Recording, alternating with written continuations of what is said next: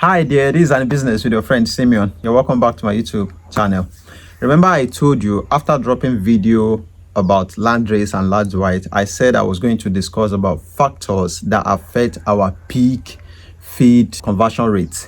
So I'm here to tell you why the FCR, the feed conversion rate, is not working on them despite giving them good feed. You know, in that video I talked about large white and landrace for those who have been asking, so I made you understand that both breed are okay. You can start with anyone. So I just try to tell you details about, to give you details about the two, but both breed are good. So if you are contemplating which one to go into, choose between large white and landrace. You can even have both at the farm, so it's a good strategy, especially if people ask, do you have large white? Yes. Do you have landrace? Yes, I do. So in this video we are talking about factors that might be affecting our FCR. All right, let's go into those factors in full. Number one factor that might likely affect your FCR is your feed formula. You know, when it comes to feed formula take a vital role in what we are giving to our animal. If your formula is not good, automatically the chains that support the growth of your pig is already broken. You have to find a good formula. Some of us just take cassava peels mixed with PKC. Even most of the PKC you are using outside are the second crush, the one from industrial PKC that doesn't have much nutrient on them, no oil, no fat in them. Some of us mix spent grain or brewery waste that they have already collected everything, squeeze out everything from them, mix with our PKC, we give it to our pig. That is not a good formula. That alone is a foundation that has been destroyed when it comes to the growth of our animals. We are talking about pig especially, but this one is related to every other livestock because every animal have their own FCR. So your formula at least should have a lot to do with protein, energy, fats, little fiber, mineral, water in them. If you want to learn about all these things, kindly check my channels. I drop videos. I talked about protein. I list materials that give protein. I list materials about energy. I list materials about mineral. I list every other thing inside those videos. Some of us, after formulating our feed, maybe we get like 3 different ingredients, and most of these ingredients might be the same. Some persons will get maize, will get PKC, all right, then they will now get spent grain. You are moving within one cycle. So for those of us who understand the aspect of protein, fats, energy, and mineral, and we get all those materials together, let's not forget about our additives, some concentrated additives like medicines that we put inside, such as vitamin, the methionine, enzyme, lysine, DCP, or rather lime, or any calcium source that you are getting like bone meal. Then premix grower, that one also is there. So once we mix it all together, then we have a very strong formula for our pig, and this is one of the first thing, the foundation that will help our pig to grow. That is one. Number 2, ingredient quality. I just talked about it not long ago. Ingredient quality, this thing matters a lot. Some of us will go to where we buy ingredients that have already been in stock for probably 2 years, some months. Do you know that some of this ingredient expires? We might be thinking it's animals feed. If you check some of those PKC, they will be turning white color like this. They are gone already. They are no longer good. At least good PKC should give you fresh color. Even if you take it within your hands, you should be seeing like oily stain on your palms. Some of us will buy maize that pests have already eaten every good thing from it. That's what we use. We will now feed it to our pig simply because they are animals. So let's be conscious of the quality of the materials we get for our animals. If those materials are not quality enough, no matter how good your formula is, your formula is still zero because you are not having quality ingredients inside that formula. That in itself can even lead to sickness, diseases, or rather lead to anything that might terminate the life of our animals at the farm. Number 3, low feed ratio. Low feed ratio.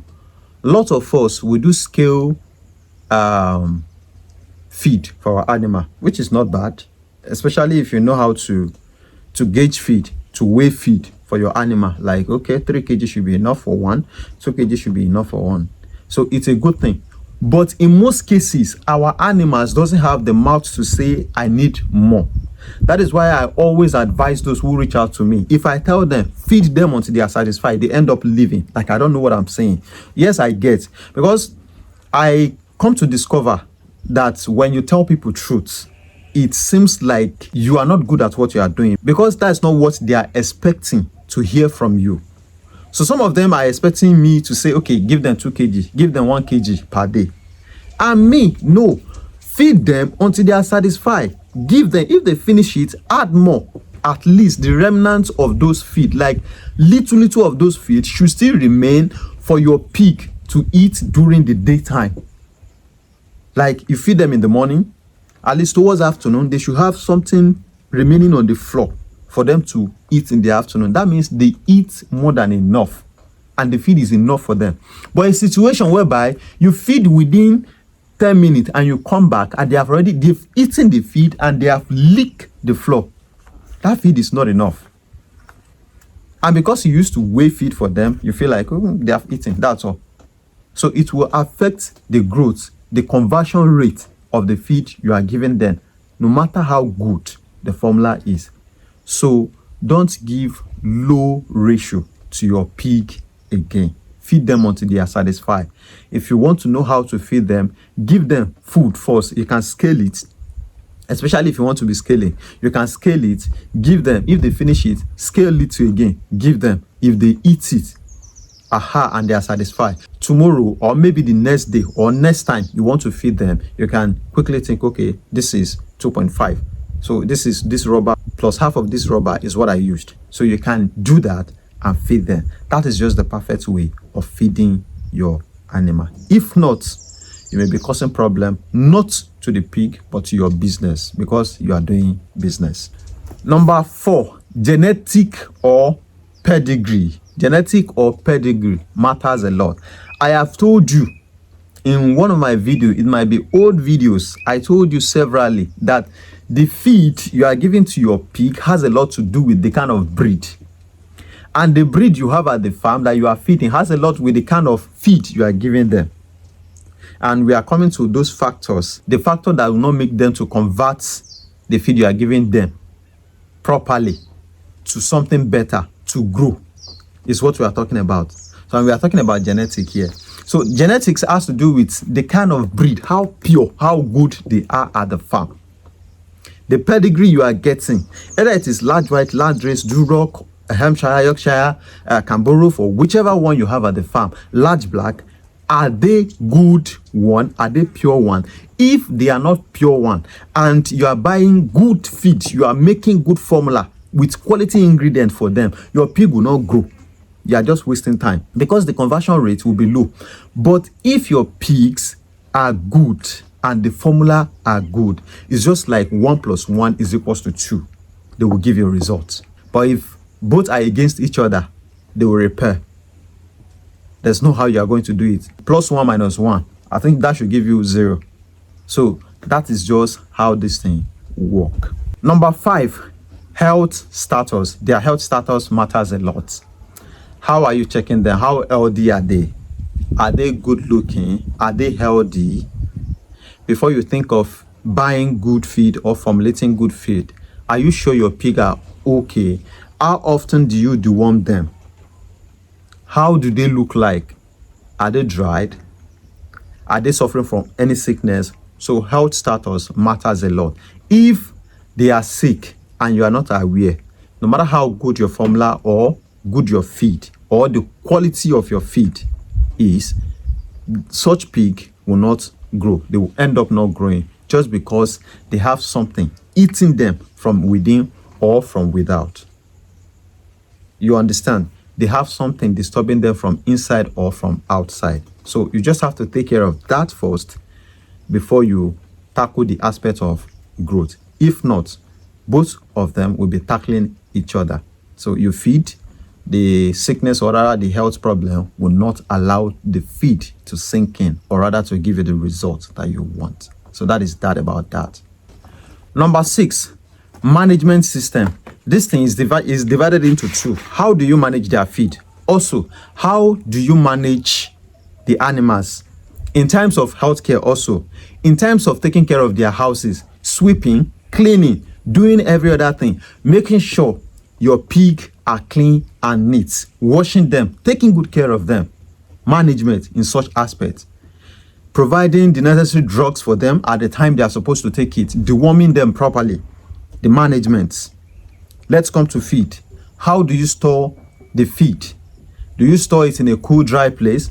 Do you have a store, or you just leave them somewhere that even rats have access to it? Every insect can go inside. Anything can tamper with it.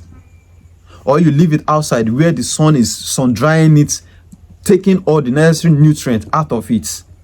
Or rather, you leave it in a place where if the rain falls, it splashes on it, it drops on it, and those feed already started developing fungi or developing other things, bacteria on them that make it unhealthy for your animals to eat.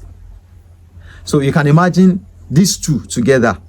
The collaboration is very, very bad. So if you are giving this kind of thing to your animal, at the end of the day, if you are not managing those animals and those feed together, at the end of the day, your pig will not also grow. So they will be against each other. There will be a problem at the farm. And if there is a problem at the farm, you are the one losing, not them. Number 7, environmental condition. And this is the last one that I'm going to say also. Environmental condition. Is the facility you make for them cool enough for them? Is it conducive enough for them? The houses you give them, putting 50, putting 5, putting 10 together in a row. Is the room not choking them? Is there space for them? Is there ventilation enough for them? The way you erect their building, the way you mount it, is there ventilation for them?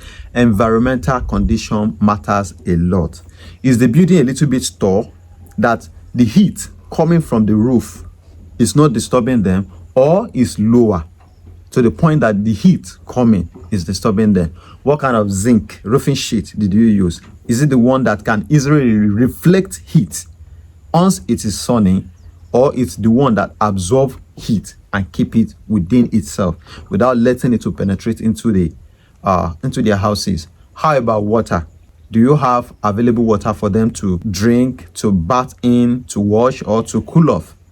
So environmental condition is one of the things that affects the FCR as well. So these are the factors that affect our FCR, the reason why our pig are not growing, despite the fact that we have a good breed and we also formulate, or rather we have a good feed at the farm. So checking all these things at least will help you to place your focus on where it matters most. So that is that about the video. My name is Simeon O. James. If you want to reach out to me for consultation only, please, and don't forget, I charge for consultation. I wouldn't want anything like insults.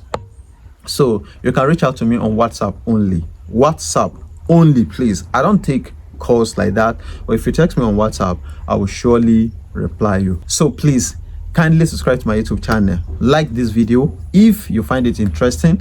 Don't forget to drop a comment, and also don't forget to share. Thank you for watching, and bye for now.